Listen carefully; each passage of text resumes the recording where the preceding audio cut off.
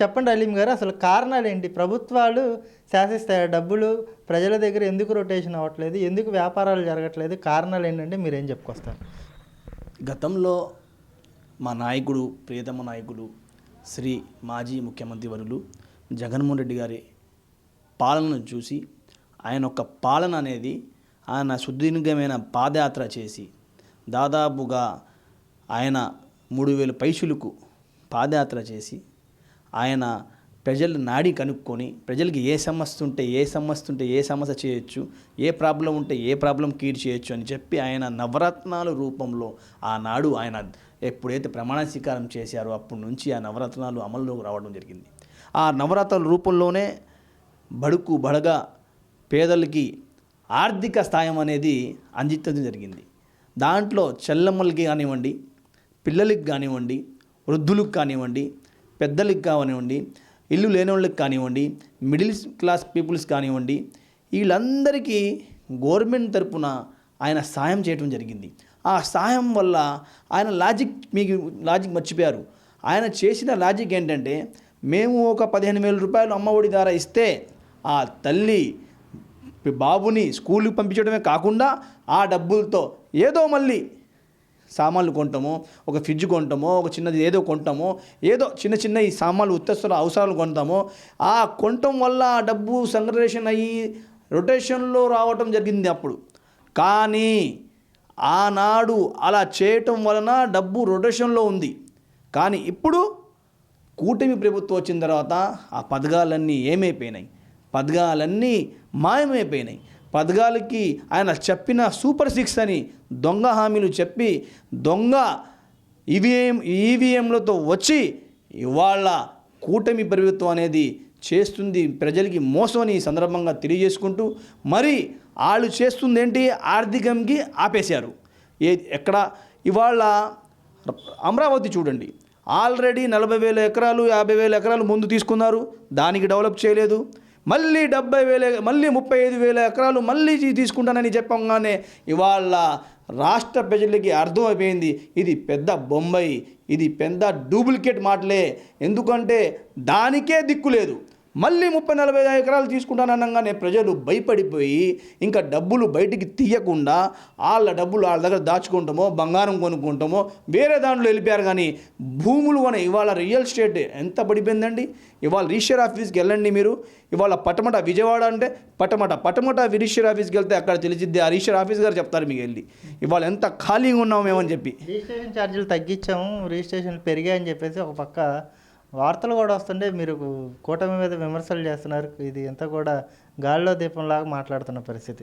లేదు, మేము గాల్లో దీపం అనేది కాదండి. ఇవాళ మీరు మీడియా వారు మీరు వెళ్ళి రిజిస్టర్ ఆఫీస్ దగ్గర ఉంచుంటే అక్కడ ముందు గతంలో ఎన్ని రిజిస్ట్రేషన్లు అయ్యాయి, ఇవాళ ఎన్ని రిజిస్ట్రేషన్లు అవుతున్నాయి. ఇవాళ మార్కెటే లేదు. ఆ మార్కెట్ రేవటం వల్ల ఎవరి వల్ల? ఈ ప్రభుత్వం వల్ల. ప్రభుత్వంకి నమ్మట్లేదు ప్రజలు. ఆంధ్రప్రదేశ్కి ఈ నాయకుడు వచ్చిన కూటమి ప్రభుత్వం అసలు మూడు ముక్కలు ఆట అయిపోయింది మొత్తం. ఒక నాయకుడు అటు వెళ్తాడు, ఒక నాయుడు ఇక్కడ వెళ్తాడు, ఒక నాయుడు అటు వెళ్తాడు. ఈ ముగ్గురు ఎటు వెళ్తారో వీళ్ళకి తెలియకుండా ఇవాళ రాష్ట్రంలో 3 వైపులలో అభివృద్ధి కార్యక్రమాల్లో పాల్గొంటున్నారు కదా. ఆయన అభివృద్ధి పాల్గొనడానికి షోయింగ్ చూపిస్తున్నారు. కానీ ఏది? ఎక్కడ అభివృద్ధి ఎక్కడుంది? ఊరుకునే మాటల్లోనే ఉంది, చేతల్లో అయితే లేదని ఈ సందర్భంగా తెలియజేసుకుంటుంది. ప్రజలు కూడా గమనిస్తున్నారు. అందుకు మీ ఆర్థిక పరిస్థితి పడిపోయింది ప్రతి రాష్ట్రం అనేది. ఇవాళ మీకు 2,50,000 కోట్లు ఇప్పుడు దాకా అప్పు చేశారు ఈ 18 నెలల కాలంలో. జగన్ గారు చేసినా మొత్తం కలిపి మీకు ఆల్రెడీ మీ అసెంబ్లీలోనే చెప్పారు 4 లక్షల చిల్లర, 3,75,000 చిల్లర అని మొత్తం బడ్జెట్లో చూపించారు. అక్కడ ఆ డబ్బుల్లో సగం డబ్బులు ఆల్రెడీ వాళ్ళు 1,75 కోట్లు అప్పుడే అప్పిచ్చెళ్ళారు. 2,50,000 కోట్లు చేశారు. కానీ అమ్మఒడి ద్వారా, చేయూత ద్వారా, చైదోడు ద్వారా ఏంటి ఫీజు రియంబర్స్మెంట్, పింఛను 1,000 రూపాయలు ఉంటే 3,000 చేసి ఇవాళ మరి ప్లాట్లు ఏదైతే ఉన్నాయో రాష్ట్రంలో బడుగు వాళ్ళకి 33 లక్షల ఇళ్ల పట్టాలు ఇవ్వటం జరిగింది. అంటే ఎన్ని ఎకరాలు పూజకరణ చేయడం జరిగింది, ఎంతమందికి ఇవాళ ఇవ్వటం జరిగింది, అంటే ఎన్ని డబ్బులు పంచారు చూడండి ప్రజలకి. డీబీటీ ద్వారా, మామూలుగా ద్వారా ఎలాగైనా పంచి ఆ డబ్బులు ఖర్చు చూపిస్తాం. వీళ్ళు 2,50,000 అప్పు చేశారు, ఎక్కడో లెక్క తెలియదు, ఏం చేశారో తెలియదు, ఒక్క పథకం కూడా సరిగ్గా ఇవాళ బస్ ఫ్రీ అన్నారు, ఏది అంతా తోతాపూరి, ఏమీ లేదని ఈ సందర్భంగా తెలియజేస్తున్నా. అంటే ఇప్పుడు ఈ మధ్యకాలం అంటే కూటమి ప్రభుత్వం అధికారంలోకి వచ్చినాక సూపర్ 6 అంటున్నారు, చాలా పథకాలు అమలు చేశాము, అన్నీ కూడా అమలు అయిపోయినాయి, ప్రజలందరూ కూడా పూర్తి స్థాయిలో సంతృప్తి స్థాయిలో ఉన్నారని చెప్పేసి అంటున్నారు. అదేవిధంగా టిట్కో ఇళ్లకు సంబంధించి ఎవరైతే నష్టపోయారో వాళ్ళందరికీ కూడా ప్రజా దర్బారు పెట్టి వాళ్ళందరి దగ్గర కూడా అర్జీలు కూడా స్థానిక ఎమ్మెల్యే తీసుకుంటున్న పరిస్థితి. నిజంగా టిట్కో ఇల్లు జగన్మోహన్ రెడ్డి గారు ఎందుకు ఇవ్వలేకపోయారు? దీనికి గల కారణాలు ఏంటి? దీని మీద అనేక సార్లు కౌన్సిల్లో ప్రస్తావన అయితే చేశారు. మల్లాది విష్ణు గారే కూటమి నాయకులు అంటే అప్పుడున్న టీడీపీ నాయకులే పందికొక్కులా తినేశారని చెప్పేసి అప్పట్లో కూడా చాలా స్టేట్మెంట్లు అయితే ఇచ్చారు కదా. టిట్కో ఇల్లు మీరెందుకు ఇవ్వలేదు? కనీసం ఈ ప్రభుత్వంలో అయినా నేను ఇచ్చే ప్రయత్నం జరిగిద్దా జరగదంటే దాని గురించి వివరణ ఇవ్వాలంటే ఏం చెప్తారు? రాష్ట్రంలో 33 లక్షల ఇళ్ల పట్టాలు ఇచ్చి జగనన్న కాలనీలను కట్టిన ఘనత జగన్మోహన్ రెడ్డి గారిది. మీరు ఏం చేశారు? టిట్కో ఇల్లు అని చెప్పి 5-5 లక్షలకి అమ్ముకున్నారు ఫ్లాట్లు. మీరు ఇవాళ ఒక్క అవినీతి లేకుండా ఎవడైతే నిజంగా పేదోడు ఉన్నాడో ఆ పేదోడికి ఇల్లు లేనోడికి ఇల్లు దక్కాలి అని జగన్మోహన్ రెడ్డి గారి సంకల్పం ఏదైతే నవరత్నాల రూపంలో ఆయన చేసిన పాదయాత్ర రూపంలో ఆయన ఇవాళ వెళ్ళి చూడండి, మీరు వణుకూరు వెళ్ళండి, విజయవాడ వణుకూరు వెళ్ళండి, ఒక కాలనీ జగనన్న కాలనీ, ఇటు వెళ్ళండి నూజివీడు వైపు ఒక జగనన్న కాలనీ, మీ కాలనీలో ఏర్పడి జన్మిస్తుంది కూడా మీరు ఇలా మాట్లాడితే ఇంకా నాకు ఇంక దీనికన్నా మీకు ఇంకేం చూపించాలో మాకు అర్థం కావట్లేదు. సెంటు భూమి అసలు ఏ మూలకు వస్తుంది అనేది కూడా చంద్రబాబు నాయుడు గారు గతంలో చెప్పడం జరిగింది. అదేదో ఇస్తే 3 సెంట్లు ఇస్తే చాలా విశాలంగా కట్టుకుంటారు కదా, సెంటు భూమి ఇవ్వడం వల్ల ఉపయోగం ఏంటి అన్నది కూడా గతంలో వాళ్ళు ప్రతిపక్షంలో ఉన్నప్పుడు జగన్మోహన్ రెడ్డి గారి మీద ప్రశ్నించారు. దీనికి సమాధానం ఏం చెప్పారు? ఏమండి, లేనోడికి 20 గజాలు సైటు కూడా ముఖ్యం. ఇవాళ సెంటులోనే ఇవాళ ఇల్లు కట్టుకొని కింద పైన కట్టుకొని వాళ్ళు ఇవాళ ఉంటున్నారు, వాళ్ళు జీవిస్తున్నారు, వాళ్ళు ఇవాళ సంసారాలు కూడా చేస్తున్నారు.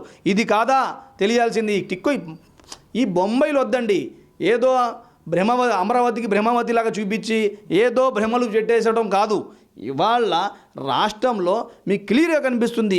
ఇల్లులు 33 లక్షల ఇళ్ళ పట్టాలు ఇచ్చాం, దాదాపుగా 50,000 ఇల్లులు కూడా కట్టి ఉన్నామని ఈ సందర్భంగా తెలియజేస్తున్నాం. చాలామందికి జగన్మోహన్ రెడ్డి గారు ఎమ్మెల్సీ పదవులు ఇచ్చారు, అంటే అనర్హులను కూడా అర్హులుగా ఉన్నతమైన స్థానంలో కూర్చోబెడితే ఈ రోజున చాలామంది ఆయనకే వెన్నుపోటు పొడిచి చాలామంది కూడా రాజీనామాలకు సంసిద్ధమయ్యారు. వాళ్ళ గురించి మాట్లాడాలంటే ఏం చెప్తారు? ఇవాళ జగన్మోహన్ రెడ్డి గారి మంచితనం అనేది, ఎందుకంటే ఆయన ఎంత మంచి అతను అంటే పార్టీకి కష్టపడ్డాడు, పార్టీకి పనికొచ్చాడు. మా పార్టీ వైఎస్ఆర్ పార్టీ ఇవాళ మా పార్టీ బీసీలకి, మైనార్టీలకి, ఎస్టీ ఎస్సీలకి, బీసీలకి, నా బీసీ, నా మైనార్టీ, నా ఎస్టీసీ ఇది చెప్పటమే కాకుండా నోటుతో ఆయన అమల్లో చెప్పి కూడా చూపించాడు. ఇవాళ మైనార్టీలకి ఎమ్మెల్సీలు ఇచ్చాడు. దాదాపుగా రాష్ట్రంలో 2 రాష్ట్రాలు కలిసి ఉన్నప్పుడు ఒక్క ఎమ్మెల్సీ 2 ఎమ్మెల్సీలు ఇస్తే గొప్ప. ఇవాళ మాకి 4-5 ఎమ్మెల్సీలు ఇచ్చి ఇవాళ మైనార్టీలకి ఆదుకున్నాడు జగన్మోహన్ రెడ్డి గారు. మైనార్టీలకి ఉన్నత స్థానంలో పంపించిన జగన్మోహన్ రెడ్డి గారు.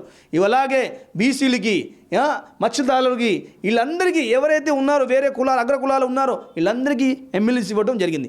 ఆ ఎమ్మెల్సీ పదవిలకి తీసుకొని ఇవాళ పార్టీని కష్టకాలంలో ఉంది, ఈ పార్టీకి ఎన్నదన్నగా ఉండకుండా ఇవాళ వేరే పార్టీకి పరిపాలనలు పడిపోయి వాళ్ళకి డబ్బులకి అమ్ముపడిపోయారో, వాళ్ళ పరిస్థితులు అమ్ముపోయారో, ఏదైనా కానివ్వండి, కారణం కానివ్వండి, ఏదైనా కానీ వాళ్ళు చేస్తున్న తప్పు.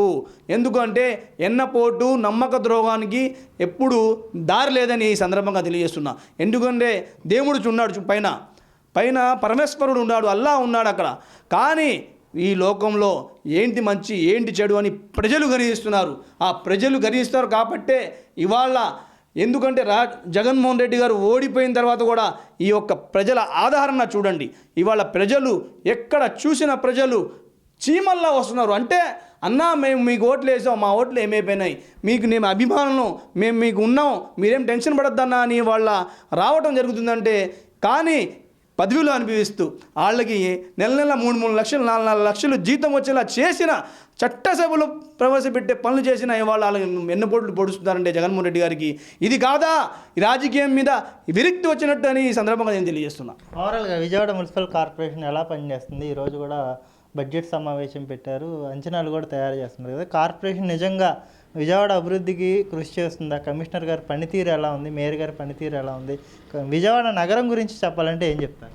విజయవాడ నగరం గురించి చెప్పాలంటే దాదాపుగా 4 సంవత్సరాల నుంచి నేను కౌన్సిలింగ్లో ఉన్నా. మనం విజయవాడకి ఒక అద్భుతంలా తయారు చేసుకున్నాం మా ఒక్క పాలనలో. ఆ ఒక్క మేరు కాబట్టి ఇవాళ మాకి ఢిల్లీ పిలిచి మాకి అవార్డు కూడా ఇవ్వడం జరిగింది. ఏమని? ఈ దేశంలో ఈ ఇండియాలో విజయవాడ ఒక పరిశుభ్రతమైన ఏరియా, ఇంత మంచిగా చేసుకున్నారు ఇక్కడ అని ఒక అవార్డు కూడా ఇవ్వడం జరిగింది. ఆ అవార్డు ఘనత వైఎస్ఆర్సీపీ కాంగ్రెస్ పార్టీది. వైఎస్ఆర్సీపీ పార్టీ ఒక మేయర్ గారిదని ఈ సందర్భంగా తెలియజేసుకున్నాను.